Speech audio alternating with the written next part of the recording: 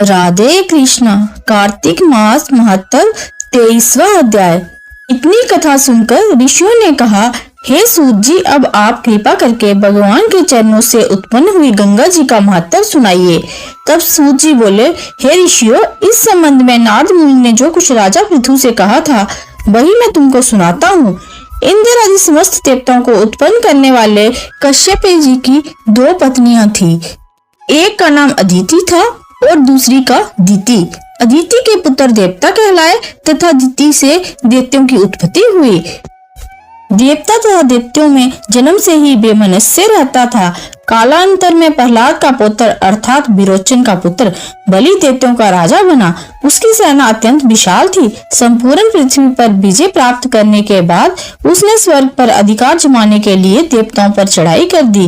अपने राज्य को दैत्यों से घिरा हुआ देखकर इंद्र आदि देवता भी युद्ध करने को मैदान में आ डटे। तब अत्यंत घोर संग्राम हुआ। इस प्रकार युद्ध होते होते कई वर्ष बीत गए। अंत में देवताओं ने देखा कि दैत्यों की शक्ति में कोई कमी नहीं हुई। तत्पश्चात दैत्यों ने स्वर्ग पर अधिकार कर लिया और बलि स्वयं इंद्रासन पर बैठकर शासन करने लगा। यज्ञ की बलि भी स्वयं ग्रहण करने लगा।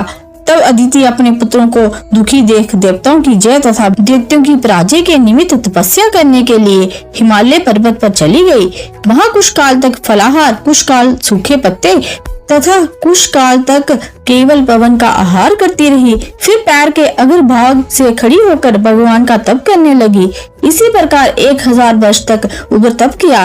दिति के पुत्र मायावी राक्षस इस घोर तप से चिंतित होकर राक्षसी माया द्वारा देवताओं का रूप धारण कर अदिति के पास आकर बोले, हे माता, हमारे लिए आप इतना घोर तप क्यों कर रही हैं? आत्मघात करना सभी शास्त्रों में पाप बताया है। हम आपका ये दुख सहन नहीं कर सकते। कोई भी पुत्र माता से विमुख नहीं हो सकता और ना माता को दुख देकर सुखी रह सकता है। शास्त्र का वचन है कि जिसके घर में कल्याणकारिणी माता नहीं तथा प्रिय बोलने वाला पतिव्रता स्त्री नहीं, उसका जीवन निरर्थक है। अतएव मात्र आप अपना तप छोड़कर पुत्रों को सुखी कीजिए। उनके इस प्रकार कहने पर भी अदिति समाधि से विचलित न हुई। तब उन्होंने अदिति को मार डालने का निश्चय किया।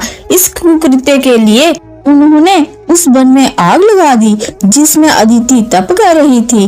भगवत कृपा से उस अग्नि द्वारा अदिति को न तो किसी प्रकार की हानि पहुंची और न उन्हें इसका पता ही चला, क्योंकि भगवान का चक्कर सुदर्शन उनकी रक्षा कर रहा था।